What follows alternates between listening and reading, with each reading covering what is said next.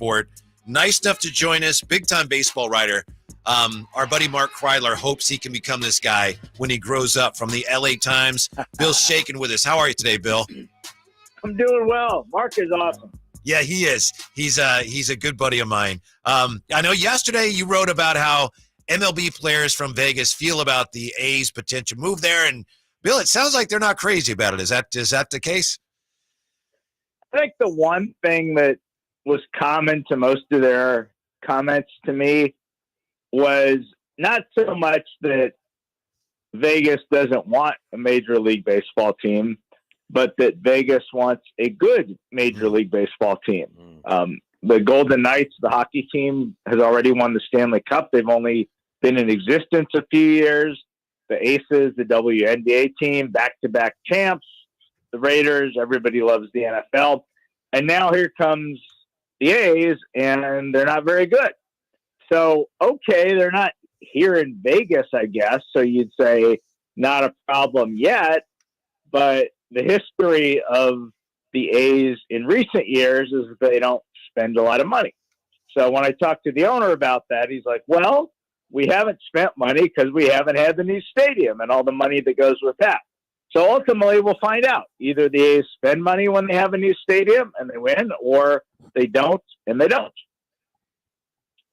Hey, Bill, Kyle Draper here. And I want to continue that point you just made.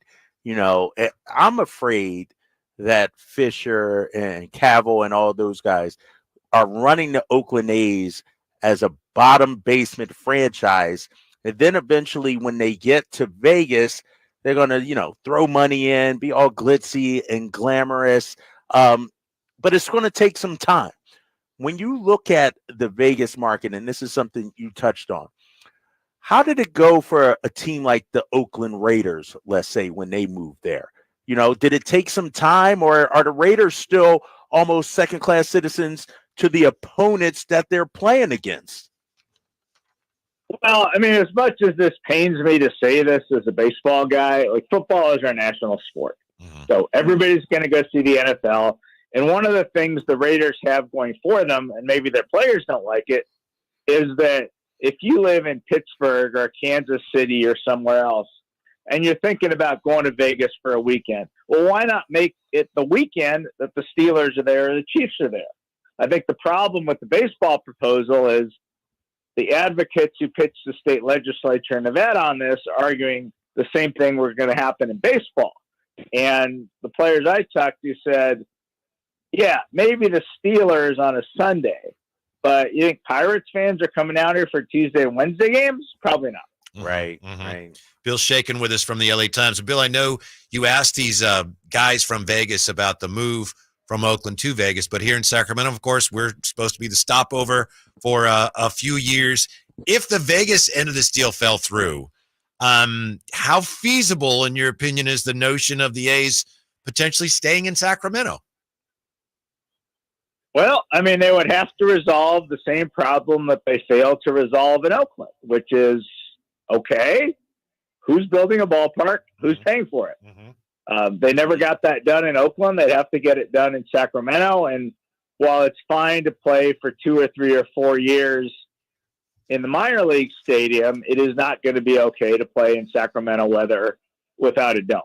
Just like the A's would have a dome in Vegas, just like we all watched the All-Star game last night in Texas and saw that they had a dome because for some crazy reason, they built a brand new stadium like 20 years ago, and it didn't occur to them that it was hot, so they had to build another one.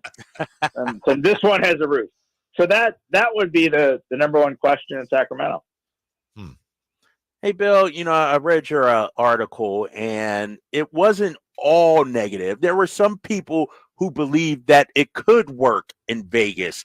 What was some of the reasoning for that? What were some of the things that they said, why it could work in Vegas? Well, Vegas is a really good baseball town. As the population has grown, participation in youth baseball has grown. A lot of major leaguers have come out of Las Vegas, which is why I was able to write that story talking to all these guys who've come out of Las Vegas. So I think there's an audience there. And if you look at the AAA team in Vegas, which is actually the A's AAA team, there are plenty of nights when the AAA team here outdraws the A's in Oakland. It's a beautiful facility. It's unfortunate that it can't be expanded, maybe turned into what the A's stadium could be here in Vegas. But, it's okay. But again, bottom line is you got to win. I think everybody thinks when you get a new team the first year or two, people are going to come. It's fun. It's something new. It's different. Let's try it. And it's like anything else in sports. If you're not any good, especially in Vegas, you could probably find some other entertainment option. Mm-hmm. Yeah. Mm-hmm. Bill Shaikin with us from the LA Times. As you mentioned, Vegas is a good baseball town. Sacramento is also a great baseball town, Bill. So a lot of fans here really excited about the A's coming here for a couple of years even.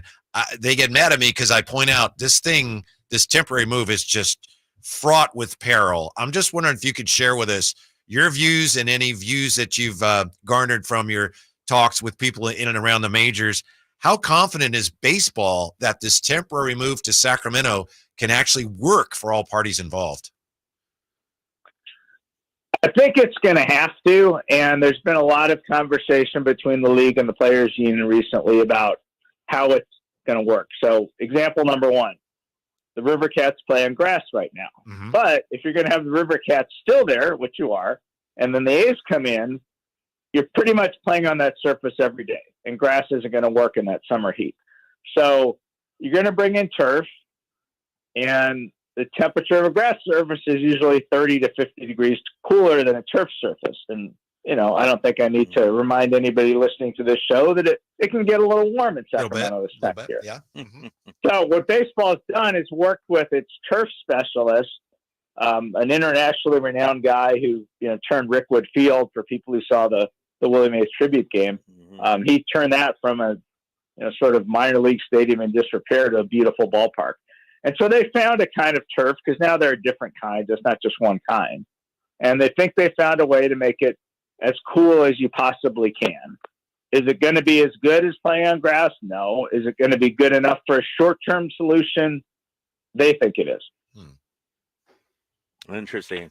Hey, Bill, I understand, the when it comes to Sacramento, the facilities and the stadium.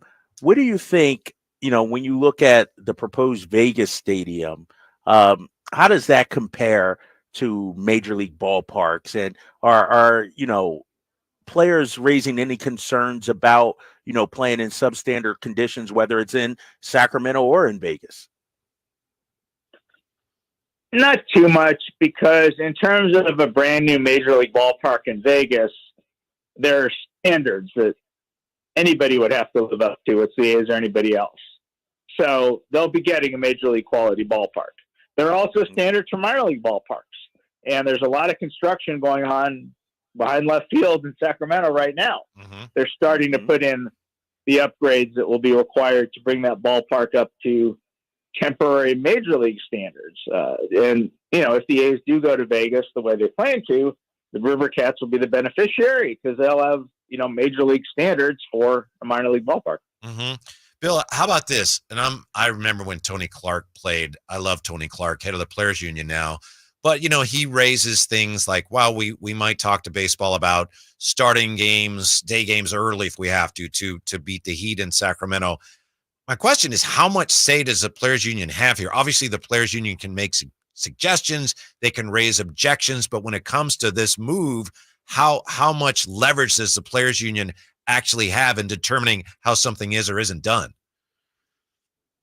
The Players Union has absolutely no say about where the A's play. Mm-hmm. That's strictly an ownership decision. And I think there are a lot of A's fans back in Oakland, understandably, who would like the deals to fall through, both in Sacramento and Las Vegas. Yeah, sure. Yeah. But certainly in Sacramento, that's not happening. They're going to be in Sacramento next year. What the Players Union does is it's called effects bargaining, if you ever study labor relations. But basically, here's a decision management made.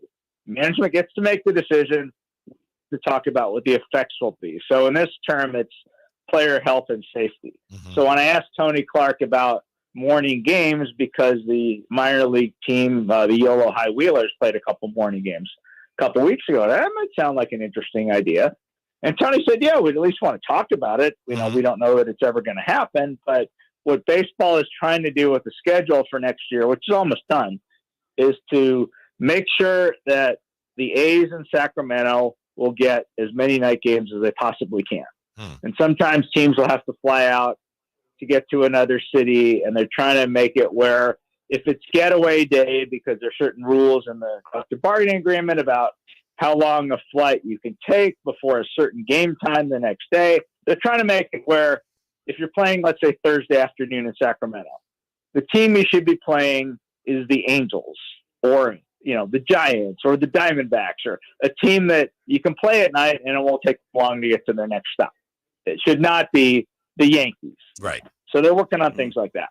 And Tony did say he thought they would want to talk to Major League Baseball, because MLB runs the minor leagues now too, about maybe starting some morning games for the River Cats. Up and at 'em. Yeah.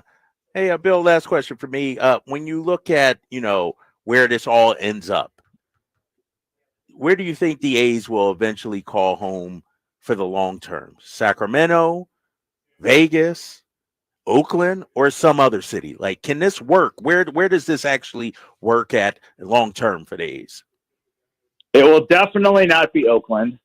I covered a stadium deal in Anaheim that fell apart for the Angels when the mayor got cut up in an FBI corruption investigation. And the mayor of Oakland is currently caught up in an FBI corruption investigation.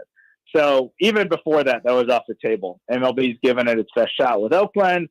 People in Oakland can argue how sincere MLB was, but that's done. That ship has sailed. Las Vegas is where everybody wants it to end up, and the people I talked to from the league at the All-Star game this week don't see anything that's going to keep that from happening right now.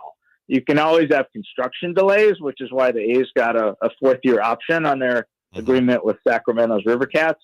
But right now, I think a lot of mostly, A's fans in Oakland, who, again, understandably would like to see their team stay, are trying to see why this isn't going to work in Vegas. And a lot of the behind-the-scenes discussions right now are just that, behind the scenes. So at some point, things will start happening, and presumably they'll break ground, and then people will see it's happening. And, if they don't break ground by, the time we're talking next summer, then we probably have a larger issue to discover. But there's some time. So. Yeah. Bill Shaikin from the LA Times. Bill, thank you so much for your time and your insight. We appreciate it very much. Enjoy your baseball summer. We hope to talk to you again soon. All right. Take care. Yeah. You too. All right, Bill. Yeah. Mike Brown spoke today. We're going to hear what Mike Brown had to say when we come right back. Kyle Draper in Vegas. Today it's Drive Guys of Sactown Sports. Domantas Sabonis plays here. He finds Sabonis, put the frosting on the cake, put the cherry